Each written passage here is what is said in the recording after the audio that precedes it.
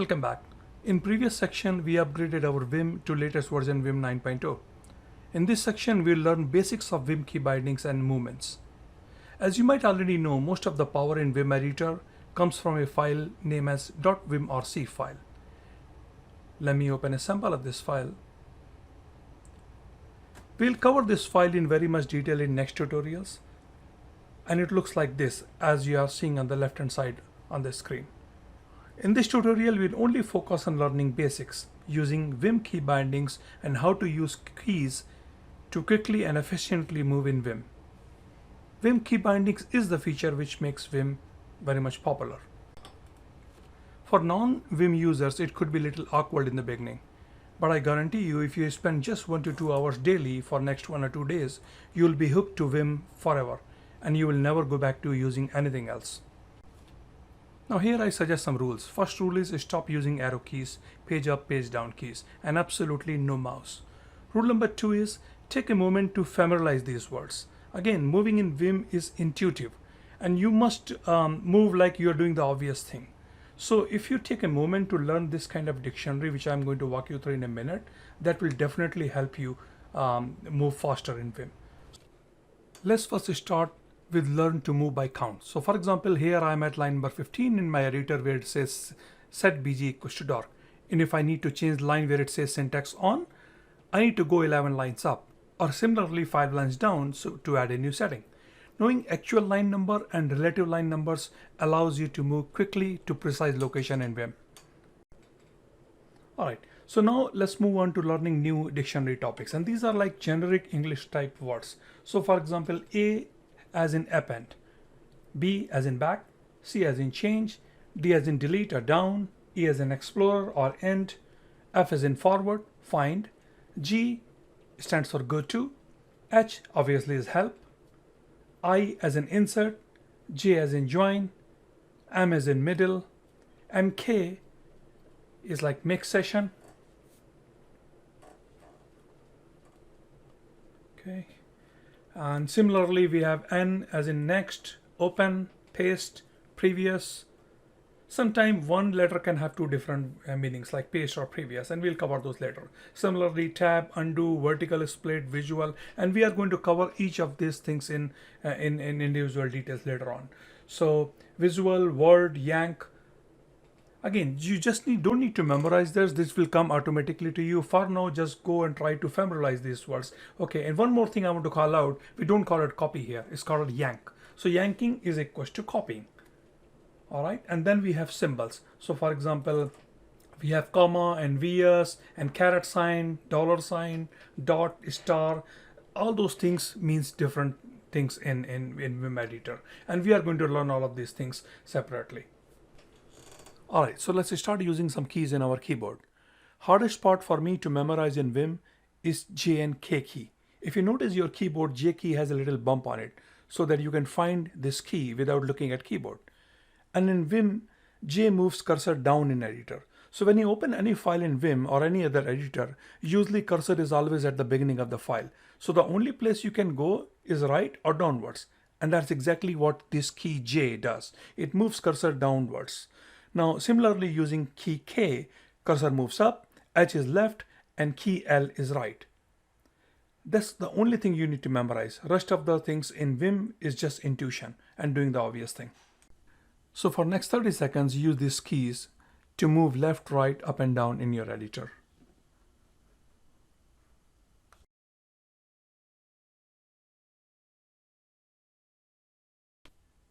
So far we learned to use these 4 keys to move one character, one letter at a time.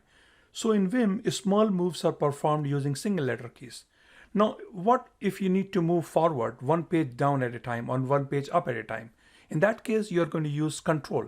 So here you have to use the combination of the keys like control plus F, control forward. Similarly, control plus B, that means control backwards. So, or maybe control downwards. So, think about the dictionary, what's coming in your head. So if you want to move forward, use control up, or you want to go down, control down, control plus D. So that's where the dictionary comes in handy. So now practice using control F and control B to move page up or page down. Now we know how to move one character at a time, or maybe how to do a page up, a page down. What if we want to move one word at a time? So guess what? We have a key for that. So if you use the word, say W, it lets you move one word at a time. So W, W, W, as you can see, it moves the cursor one word at a time. And similarly, if you hit the back, it moves the cursor one word at a time. So just use the word, say W or B. All right. Other thing you want to try, what if you want to move to, say, a specific line? So for example, line number 23. We know that key J moves the cursor downward. So what if we type 23J? It will take you exactly at the line number 23. Now, if you want to go back, similarly, you have to use the line number followed by the key K. So let's go 18K, and it will take your cursor right to that line which you want to update. So what if you want to, go to beginning of the file, or maybe, end of the file? So obviously just use the word, say, go. So GG takes the cursor and puts it at the beginning of the file. Similarly, if you want to go to the end of the file, you have to use the word shift. So shift G. Again, you are using the same key G to go up or go down. GG takes the cursor back to the beginning of the file, and shift G, that means capital G, takes the cursor, put the cursor to the end of the file. Now, if you want to move within the line, say beginning of the line or end of the line, similarly, you have to use the letter 0 or maybe $sign. So as you can see, let me demonstrate it one more time here. And here, say 0 takes you to the beginning of the line, and say shift 4, that means like, $sign, it takes the cursor and put it at the end of the line. All right. Similarly, you can use the brackets. So brackets, as you might just take a wild guess, bracket will help you move sentence by sentence or paragraph by paragraph. So, using a combination of the square bracket, parentheses, or the curly braces, it helps you move by paragraph or sometimes by line itself. So, all right, let's move on to the next topic now, Vim Help. In my opinion, the next best thing what Vim offers is the Vim Help itself, which you can access it from the editor itself or outside the editor. So let me quit from this file. And if you go to your command prompt window and just type Vim Tutor, it will open the Vim manual itself. So again, you can use the key bindings H, J, K, L, what you just practice, Control F, Control B, Control down, up, to browse through this documentation. Now, I highly suggest you and recommend you to go to this documentation. If not, then you can always access this whenever you need help. From the editor itself, you can access this manual anytime you like. So let's go open your terminal window, and I'm going to open any editor file. So in this case, I just open vimrc, and from here, you can always access the Vim Help System. So all you need to do, :H, and you can use any of those commands as you see on the right hand side of the screen, Vim Help, and you can type functions or anything. So for example, you want to know about the Vim 9 or Vim 8 help, anything. So just type :H followed by the text string which you need help with. So in my case, for example, say :H functions. So let me get rid of this, type functions. And if you hit enter, it will tell you everything about the function, documentation, which again you can use the Vim Key Bindings to browse through. Fine, now let's learn about the Vim file system itself. So here I'm going to show you how to open a file, how to create a new file. So I'm going to create a new directory called tmp. Inside tmp, if you can create a new file here, or you just type the Vim, it will open a blank file there. All right, just type Vim, it will open a blank file. So as you can see, this is a blank file, it doesn't even exist yet. So now I want to tell you about two modes. So for example, if you hit I, so that means insert mode. It allows you to write something to that. And once the file is written, if you want to save it, to your hard drive, again, you have to issue a command. So hit escape to go back to the command mode, and then type :W. That means :write. So again, you need to use key I and key escape to quickly toggle between command mode to the insert mode. And then once you're in the insert mode, you can, once you put some text in there, the way to save it like :W. All right, so as you can see in this case, this file, what I just saved is test.txt I just created. And if you want to open it next time, just type Vim followed by the name of that file, and it will open that file right away. All right. Few other file commands you need to learn is :q and :wq, which lets you write and quit. Suppose you want to quit without writing, that just say :q exclamation followed by exclamation. So these things like :w, :q, :wq, :q exclamation, and these things allows you to quickly write to the file or open a file or maybe quit the file without saving it.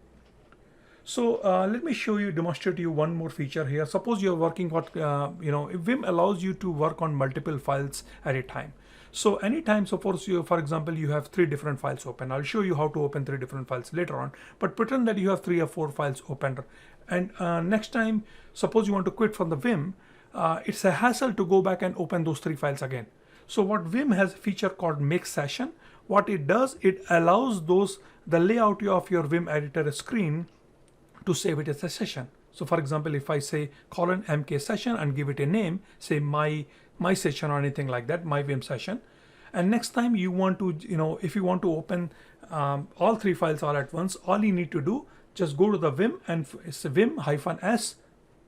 So here, if you do ls, first let me show you the sessions. So these are the session I just saved, and if you do vim-s session name, it will open those 3 files right away. So for example, I was working on these 2 files, I saved those as a session. So if I open the session, Vim opens those 2 files as is. Great. So in this section, we are going to work on Vim buffers. So buffers are little pages or panes, whatever you call it, like, think about multiple windows inside a big giant window. So these buffers allows you to work on multiple files simultaneously within a single window. So basically the idea is you take your Vim editor and you can split it the way you want it. So for example, if you issue the command say :sp, is going to split your current window in 2 different horizontally in 2 different sections, and in each section you can open individual or any other file. So that idea is you can work on different files side by side. So similarly, :vs is going to vertically split. So :sp is horizontal split, :vs is vertical split. And if you say, let me quit this and let me try to open it again. So if you put the command say :sp and if you give the file name, by default what it's going to do is going to split your terminal window in half horizontally, and it will open the other file in another buffer. Now, suppose you have multiple buffers open, right? Now, how do you move from one buffer to another? Again, it's very intuitive. So just say Ctrl-W, that means window, and then you use your HJKL keys to move up, down, left, and right. So Ctrl-W, and then you say, if you hit H, is going to move you to the left, and L move you to the right. Okay, and if you have vertically split, you can use J and key to move up or down. Also, you can use Ctrl-W. Sometimes, it's if you have only 2 windows open, it easily lets you switch from one window to another. Again, just try to remember try to remember these 2 words: split, vertical split, and then you say Control-Window. That means Ctrl-W stands for window, and followed by the key which direction you want to go. Now, just like buffers, Vim tabs is another way you can work on multiple files, but simultaneously. The good thing is, like, you don't have to split your screen. What you can do, you can open your vertical tabs. So to open the tab, again, the idea is very simple. Just issue the command say :tab new, and it's going to open the new tab window. Is as simple as that. So again, if you do not know the command, just type :tab and hit tab. Your tab key, and it's going to is going to automatically complete the next section of the command. So again, now once you have like different tabs open, the way to move those between or among the tabs is like tab previous, tab next. Again, just type the :tab and P, or :tab N, :tab like C, and it will help you move between different tabs within your Vim editor. Another feature I suggest, for example, if you're working with tabs way too often, you can always remap the keys so that you don't have to type that :tab P or N. You can always you can map your keyboard's keys to issue those commands, and which we'll cover those later. But for now, let's go. I think that's pretty much it with the tab. Let's learn one more feature of Vim, Explorer. So Explorer is like a quick window of your directory. So as in your command prompt window, suppose you say ls and which shows the content of a particular folder. The same thing quickly, if you want to do something, just hit :ex. And I want to tell you that there are smarter ways of doing this, but for now .ex, that means the default Explorer window, comes built in with Vim, and I will show you how you can use some other tree functionalities using some other plugins that will come later. But if you want to quickly see some content of a particular file, just hit :ex, and this is we are going to learn about nursery that looks like that has a lot more better interface, but .ex is something very, very quick which you can use to browse between the directories. Now let's open a fresh new Vim editor window and start learning about the insert mode. Now here we are going to input some text, edit some text, and learn some basic change commands. So as you see, the first thing you have to do is hit the I key. So once you hit the I key, it changes your Vim mode from command mode to input. That means insert mode.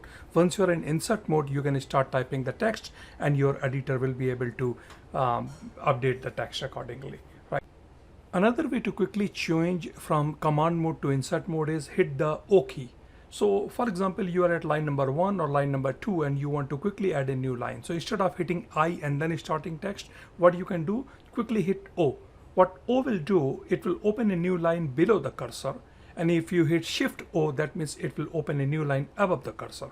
So for example, here, if I hit the O, right, so it will open a new line after the cursor. And if you want to make, for example, you are at some line, random line number 7, and you want to go to open a new cursor at line number 6, all you need to do, Shift O. Shift O. So it will create a new line above the line and it will open the cursor over there. All right. So other ways of quickly doing that without going into, switch toggling between the mode is, so you can also use some other commands, say suppose you want to replace only one character. So you say R means replace character, RC. So you want to replace a new word. So all you can do, change word. So CW. Again, start practicing those dictionary words. So CW, change word, CC, that means change one character, RC, change or replace one character.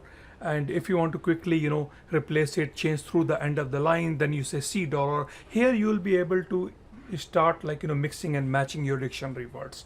So again, if you want to use, you can also use the numbers. So for example, if you want to use the next 3 words, so just say C3W, something like that. So again, start slowly changing one character at a time. Just start changing one word at a time, and then replacing it. So all it needs, once you practice these little commands one by one, it will definitely help you to move changes a little faster. And once you get used to it, I guarantee that it will be 1,000 times faster than working in any other code editor. All right. Another trick which comes very handy. So for example, you are in insert mode and you are typing something, and all of a sudden you want to change one word before that, what you have been typing. So to do that, it becomes very hassle to click on insert mode, browse to that, or maybe go to that word and then change again. So in that case, you can use the control character. So control plus H. So while you are in insert and input mode, it helps you go back one character. Or if you use the control W, it will take you one entire word back. Similarly, 2 more things you need to know is small u and capital U. As the name says, U means undo. So quickly, if you want to undo your changes, just say undo. And if you want to redo your changes, so you say control R. So that means control redo. All right, so just like changing the text or undoing your text, deleting is also a very important aspect of when you are editing your file. So sometimes you want to delete the entire word or entire line or maybe multiple lines. So X is when you want to delete one character. Other than that, you can use the letter D with other words in combination. So for example, DD, it deletes the entire line. DW, it deletes a word. D3W or D4W, it will delete 3 or 4 different words. And you can use the DB, which deletes one word back. So this is the reason in the beginning I insisted on learning the dictionary. So instead of learning the commands, if you have that dictionary in your head, all you need to do just be creative, and you can use multiple combination of letters to move or do the different things in your editing. All right, so similarly, when you do the delete, just to keep in mind that it also, it yanks the text and put it into the clipboard. So next thing, if you want to paste it, so for example, if you have deleted the line, similarly like doing the O, if you do the P or capital P, P is going to paste the content what you have deleted after the cursor, and Shift P is going to paste the content before the cursor. So similarly, if you don't want to delete it, just yank it. That means like copying it. So just hit the YY, and what it's going to do, or maybe Shift Y, it's going to copy the content of the entire line to the buffer. And next thing is pasting is very easy. You use the P or capital P. In case if you want to see how many lines you have selected, so there's a visual mode also. So if you do the Shift V, it will give you the visual mode. So Shift V, and then you can select the lines. So what it does, it changes the mode to a visual mode, and it allows you to yank or maybe copy the multiple lines of it. So, and then all you need to do, just hit the P, and it's going to paste the content. Right. Now let's learn about how to find and replace a particular or maybe a text string or particular characters. So for example, in your file, if you want to search for something, searching or finding text is very, very easy. All you need to do / and just type the string you want to search for. So for example, in this case, I want to search for 256. So /256, and if you hit enter, your editor will take your cursor directly to the point. Now, what if you want to find the next occurrence of that particular string? So hit N. So as you can see, in this case there was no next. So let me give you another example. So let's search for a word called show, SHO, and I'm going to put a star into that. So if you put a star into that, it's going to ignore the previous character. So it's going to search for SH. So if you hit enter here, see, it takes you to the first occurrence of SH. It's going to ignore that O because you put the star. So now let's go search for the entire string. Let me clear this SHOW, show, and it's going to take you to the first occurrence of the show, and then if you hit enter, it's going to take you to the next axis. Now let's take an example and say, for example, if I want to change the word set in the first 3 lines to capital set.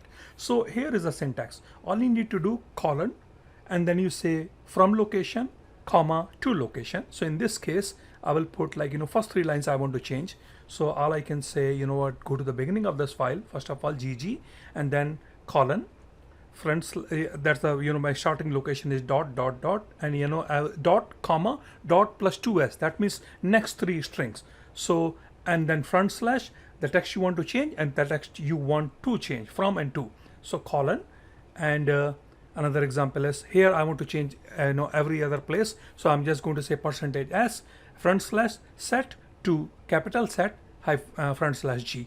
See, that's how you change the that's how you do the multiple edits across your file. Again, it takes some time to get used to this this particular method of updating the text, but once you get used to it, you will find it very, very easy and very convenient to do that. All you need to remember, just remember the syntax: colon, from location, comma, to location, / old text, / next text, / that's it.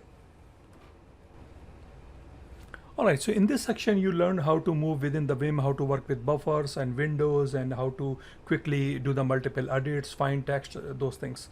So in next few section we are going to work on tmux, and followed by then we are going to set up our Vim as an IDE system so that we can start coding for JavaScript framework and maybe Flutter and Python and Julia. That's it from now, and stay tuned for next video. Thank you.